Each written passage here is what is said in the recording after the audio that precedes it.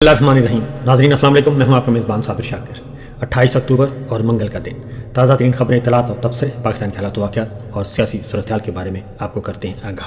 मैं मुसलसल आपको बता रहा हूं कि अगले 20-22 दिन बहुत ही क्रूशल हैं, बहुत ही इंपॉर्टेंट हैं। इसमें अहम नौयत के फैसले होना बाकी हैं और सबसे बढ़कर ये कि army chief general Asim Munir साहब की मुद्दत मुलाजमत जो 28 नवंबर को पूरी हो रही है, उससे अगला नोटिफिकेशन जारी होना है, क्योंकि कम अज़ कम रावलपिंडी से तो ये इत्तलात हैं कि ये तो कोई सवाल ही नहीं है कि army chief general Asim Munir साहब डिसकंटिन्यू करेंगे। वो तो पक्की बात है और इसमें कोई शक शुबा नहीं है। इसलिए वो अपने मामूल के दौरे कर रहे हैं, मामूल की एंगेजमेंट्स हैं और उनकी अगले साल की एंगेजमेंट्स भी तयशुदा हैं। इसलिए army chief general Asim Munir साहब कहीं नहीं जा रहे, लेकिन नोटिफिकेशन नहीं हो रहा।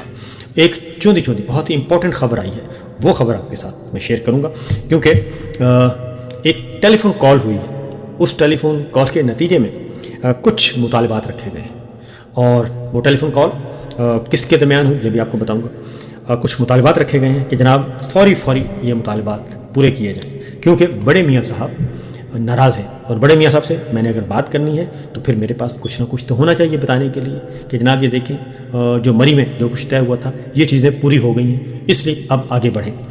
तो इसलिए हुआ ये है, चलिए मैं पहले ज़रा आपको ये बड़ी खबर आपके साथ शेयर कर लेते हैं। हुआ ये कि 18 अक्टूबर को ट्रायल था और जनरल फैज़ हमीद साहब का और फ़ौजी अदालत में, और इसके बारे में आपको मालूम है कि किसी को भी नहीं पता होता कि फ़ौजी अदालत में क्या हो रहा है क्या नहीं, लेकिन चूँकि जब ख़बरों की दौड़ शामिल हो जाए तो फिर ख़बरों के पीछे दौड़ना पड़ता है। और ये पहले से बता दिया गया है, अनाउंस कर दिया गया है जितने भी माउथ पीस हैं उनके ज़रिए से कि जनरल फैज़ हमीद साहब को सज़ा सुनाई जा चुकी है। और उनको सज़ा कितनी होगी, कोई कहता है 14 साल, कोई कहता है 20 साल, कोई कहता है 20 साल और कोई कहता है 30 साल तक